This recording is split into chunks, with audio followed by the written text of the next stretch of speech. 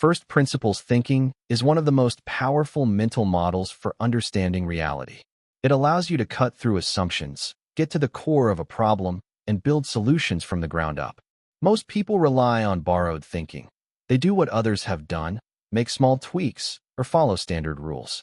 That might work for simple tasks, but when the challenge is new, complex, or broken, copying the past usually fails. First principles thinking starts by asking, what do I know for sure? What are the basic facts independent of trends, habits, or opinions? Once you've identified those, you rebuild from scratch. Here's a simple example. Imagine you're trying to eat healthier. Most people look up popular diet plans or follow what worked for someone else. But first principles thinking asks, what does my body actually need to function well? At the most basic level, it needs enough protein, vitamins, energy, and hydration. Once you understand those needs, you can build a diet that works for you, regardless of fads, labels, or outside influences. This way of thinking changes how you approach everything: health, work, money, even relationships. It makes you ask better questions and forces you to stop leaning on defaults and start thinking clearly. It's not about being a contrarian. It's about getting to what's real. Because when you understand the fundamentals, you don't just copy what works. You understand why it works. That gives you the power not just to follow, but to innovate. First principles thinking won't make decisions for you, but it gives you something better: clarity. And in a noisy world, that might be the most valuable tool of all. Language instinct. From the moment we start to speak, humans show a remarkable ability. We absorb language without needing to be formally taught. This natural ability is what's known as the language instinct. It's the idea that we are biologically wired to learn and use language, not just mimic sounds, but construct complex systems of communication with rules, structure, and meaning. While reading and writing must be taught explicitly, spoken language develops almost effortlessly. As long as children are exposed to language early in life, they will naturally begin to speak, follow grammar, and understand sentence structure, even in vastly different cultures and languages.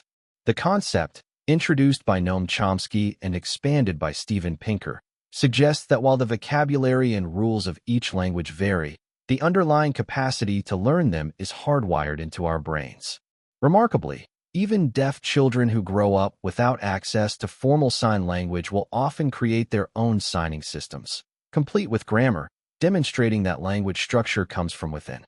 This instinct allows us to do extraordinary things: describe abstract ideas, argue about things that don't yet exist, or joke using layered meanings. Language enables us to cooperate, share stories, negotiate, persuade, and even deceive. It's the foundation not only of communication, but of human thought and culture. The language instinct isn't just how we express ideas. It's how we form them in the first place. It's what makes us uniquely human. Activation energy refers to the effort it takes to get started, and often, that's the hardest part.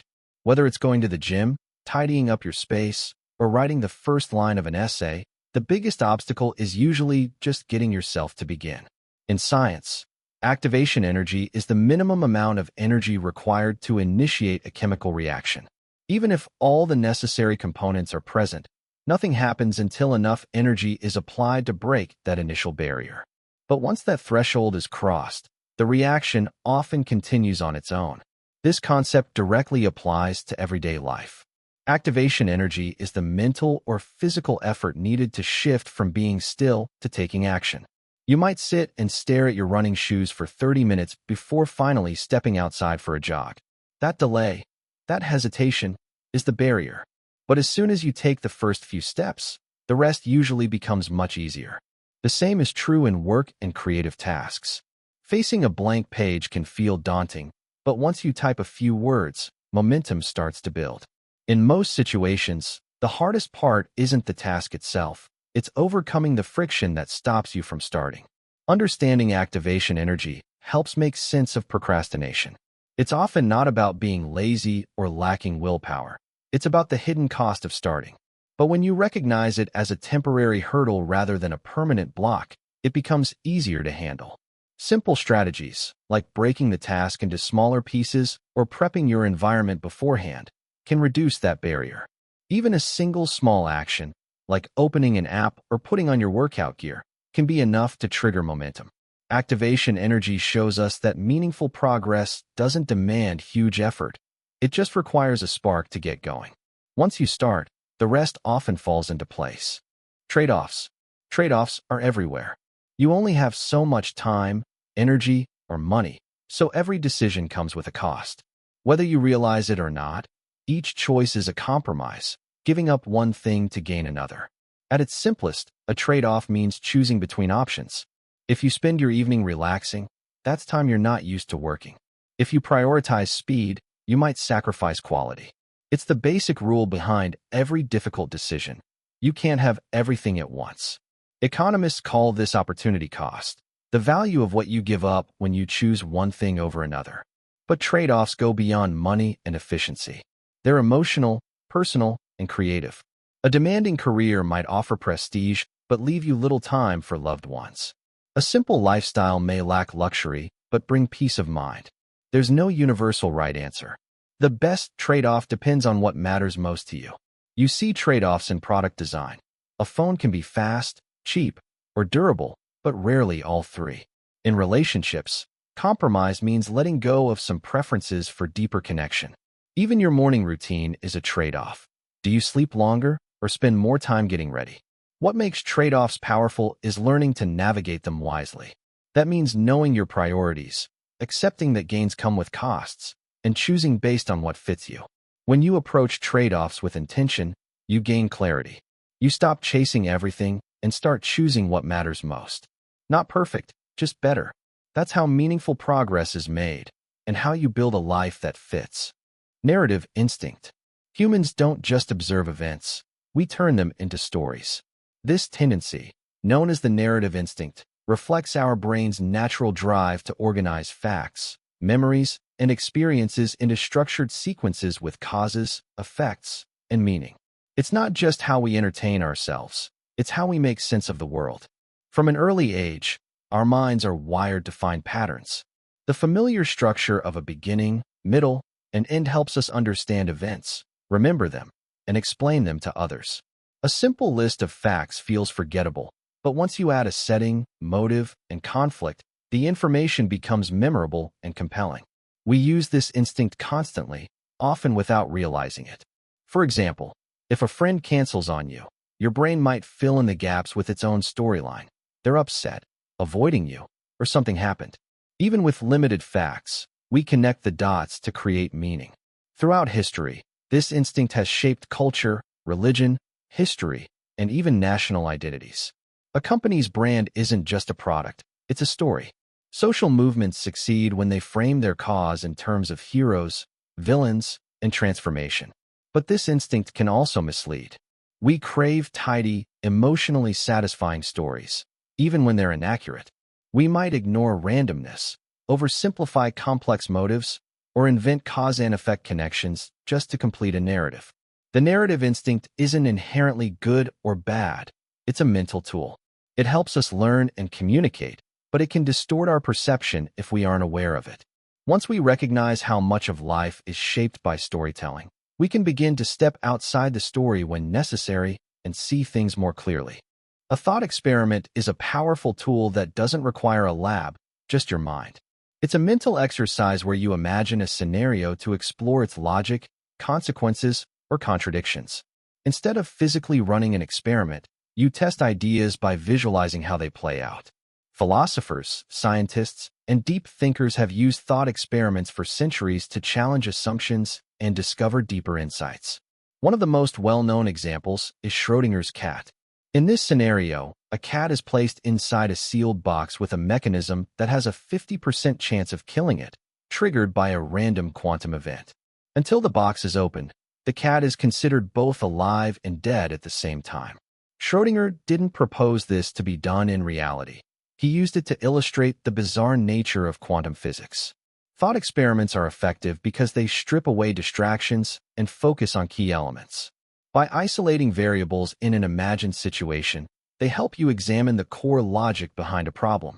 For instance, the famous trolley problem, often used in ethics discussions, forces people to face tough moral decisions by removing external noise and focusing purely on the dilemma. These tools aren't limited to philosophers or scientists. Anyone can use them. You might mentally test how a new policy could impact your business before implementing it, or visualize how someone might respond to a choice you're about to make. In both cases, you're simulating outcomes in your mind to refine your thinking. While thought experiments don't always give you direct answers, they sharpen your reasoning. They help clarify complicated issues, expose hidden assumptions, and push ideas to their limits, all without ever leaving your chair. Curiosity instinct.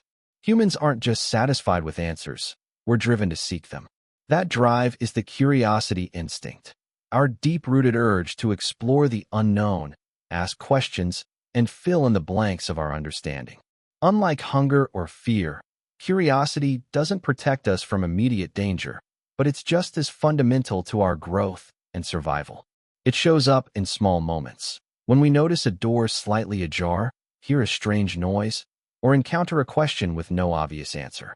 That tension between what we know and what we don't know creates an itch in our minds, and we feel compelled to scratch it. This drive has fueled human progress. Children constantly ask, why? Not to annoy adults, but because their brains are literally wiring themselves through exploration. Science, philosophy, and innovation all begin with someone wondering, what if? Curiosity isn't random, it's selective. We're most intrigued by questions we believe we might be able to answer, problems that challenge us just enough without overwhelming us. This is why cliffhangers work so well and why we can't resist a half-finished puzzle. Even marketing and design leverage this instinct. A mysterious headline or an unusual image can grab attention before logic kicks in. Curiosity draws us in. At its best, the curiosity instinct is a superpower. It fuels learning, creativity, and personal growth. It pushes us beyond our routines and into discovery, helping us not just to gather more information, but to think differently. Adaptation and the Red Queen effect. Being ahead today doesn't mean you'll stay ahead tomorrow. In both evolution and life, the race is ongoing. Adaptation is the process through which organisms become better suited to their environments over time. Small changes, like improved reflexes, sharper claws, or better camouflage, can give certain individuals a survival advantage. These traits gradually become more common, driving the evolution of the species. However, adaptation doesn't happen in isolation. As one species adapts, others are evolving too. This creates what's known as the Red Queen effect, a concept inspired by a character in Alice in Wonderland who says, "It takes all the running you can do to stay in the same place." In evolutionary terms, it means that even as a species improves, it must keep evolving just to maintain its place in an ever-changing environment. Predators grow faster, so prey must become more elusive. Parasites evolve new tactics, so hosts must strengthen their defenses. It's a constant arms race where standing still means falling behind. This principle applies far beyond biology. In business, companies that fail to innovate quickly can be overtaken by faster-moving competitors. In technology, today's breakthrough becomes tomorrow's standard. In personal growth, the skills that once made you stand out can lose value if you don't continue learning.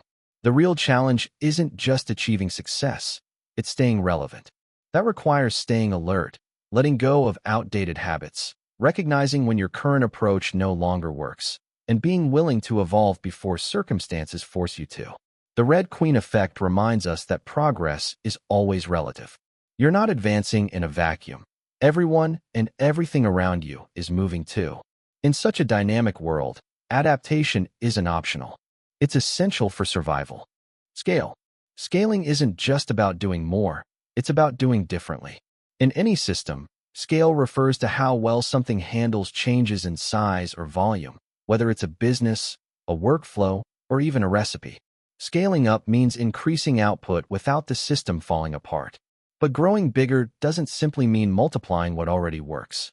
Often, it requires a complete shift in approach. For example, making pancakes for 4 people is simple: a bowl, a stove, and a few ingredients.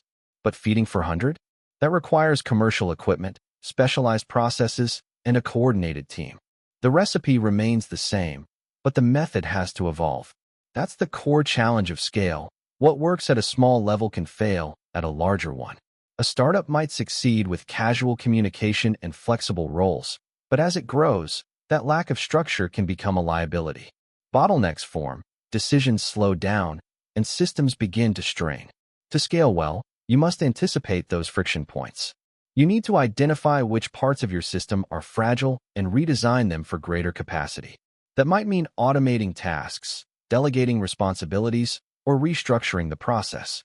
And sometimes, it means letting go of strategies that worked in the past. Importantly, scaling doesn't always mean growing larger. It can also mean scaling down, focusing on what matters, cutting unnecessary steps, and tightening operations. Both directions require thoughtful planning. Thinking at scale is a mindset. It means constantly asking, will this still work if it's 10 times bigger or 10 times smaller? Because in real systems, growth isn't linear, and success depends on how well you adapt. Specialization. Specialization happens when you stop trying to do everything and focus on mastering one thing. It's how someone becomes a brain surgeon rather than a general doctor, or a concert pianist instead of a casual player. In a world filled with complexity, focus becomes a major strength. At its core, specialization means narrowing your scope to deepen your skill. Instead of spreading your energy across many tasks, you concentrate on one area. That could mean mastering tax law or becoming an expert in a specific programming language. It's a trade-off. You give up breadth in favor of depth. The advantage is efficiency. A specialist becomes faster, more precise, and more effective at what they do. A bakery that focuses solely on sourdough is likely to make better sourdough than one juggling dozens of bread types. Over time, this focus turns into expertise, and expertise stands out. But specialization has risks. If the world changes, highly specialized skills can lose relevance. If you've built your career around one task and that task becomes obsolete, it's harder to adapt. That's why flexibility still matters. Many innovations come from the overlap of different fields. A biologist who understands data science or a designer familiar with psychology may spot opportunities others miss. So the real art of specialization isn't just going deep, it's knowing when to look sideways. The goal is to root yourself in one area while staying open to influence from others. Specialization builds mastery, but mastery shouldn't mean isolation. It means choosing where to focus your effort and knowing how to connect that focus with the broader world. That's how individuals push boundaries and solve meaningful problems. Relativity, in this context, isn't about physics, it's about perception. Imagine you and someone else watching the same movie. You find it slow and boring, while they find it deep and emotional. Same story, same screen, but two completely different reactions. That's relativity at work. It means our interpretation of the world is influenced by our unique experiences, perspectives, and mental frameworks. What feels obvious or logical to one person might seem confusing or even wrong to someone else, simply because they're viewing it from a different standpoint. Consider a thermostat in a room. The temperature stays the same, yet one person might feel cold while another feels warm. Or think about two drivers stuck in traffic. One is late for work and sees every red light as a setback, while the other is returning from a relaxing trip and barely notices the delay. It's the same situation, but experienced in completely different ways. Relativity also helps explain why people often misunderstand each other in debates. A policy that seems fair and necessary to someone living in a major city might feel intrusive or unworkable to someone in a rural area. Their views aren't random. They're shaped by the environments they live in. Their frame of reference shapes how they see the facts. Recognizing this kind of relativity improves not only empathy, but also critical thinking. It reminds us that our perspective is just one piece of the puzzle. That doesn't mean every opinion is equally valid, but it does mean we should be careful about assuming our view is the whole truth. Relativity challenges us to reflect on how we form opinions, question our assumptions, identify our blind spots, and appreciate that others are navigating the world through their own lenses too. Influence of stress. Stress doesn't just affect how we feel, it changes how we think. When we're under pressure, our bodies release hormones like cortisol and adrenaline. Your heart beats faster, your muscles tighten, and, without you realizing it, your brain shifts how it operates. This shift is designed for survival. In threatening situations, The brain moves away from slow, reasoned thinking and switches to fast, instinctive reactions. Psychologists describe this as moving from System 2 thinking, deliberate and logical, to System 1, which is quick and automatic. That's helpful if you're facing real danger. But in the modern world, most of our challenges aren't physical threats. They're emotional, social, or strategic, and that instinctive response can backfire. Stress doesn't create flaws in our thinking. It amplifies the ones already there.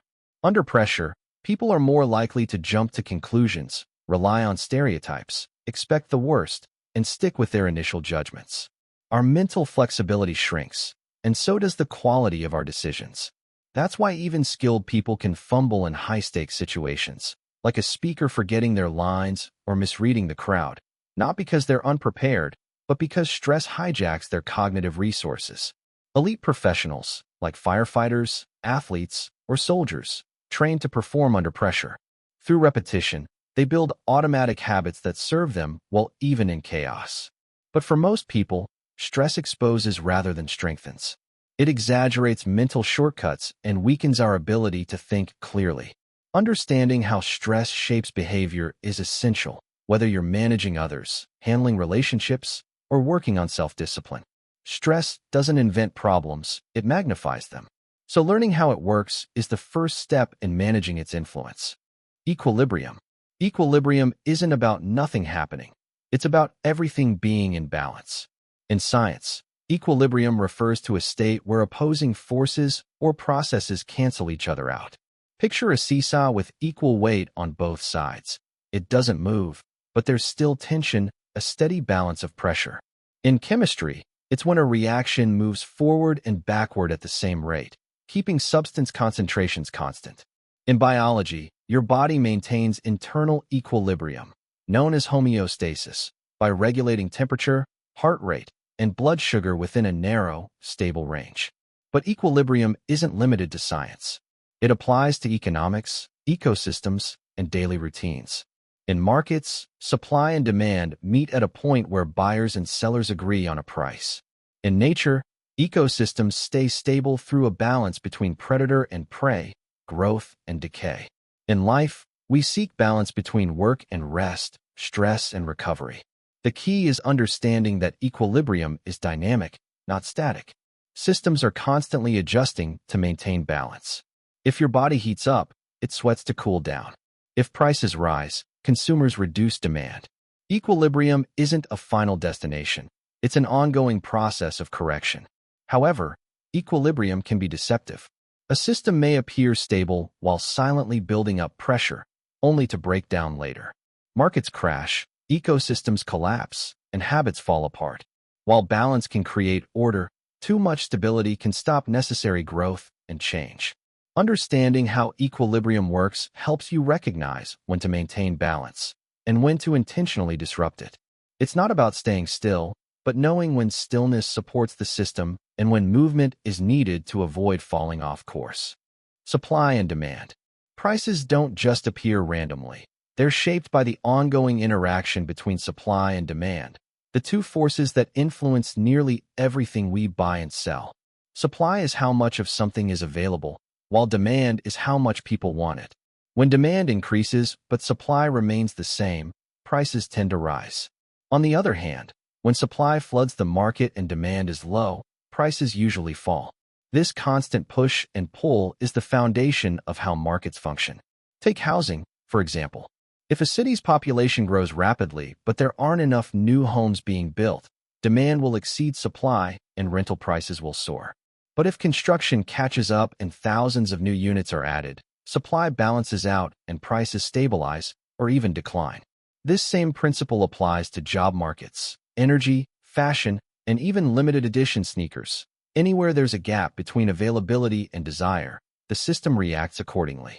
These reactions guide how resources are distributed. Products and services tend to flow toward those most willing or able to pay for them. But supply and demand aren't just cold numbers. They're influenced by expectations, emotions, and trends.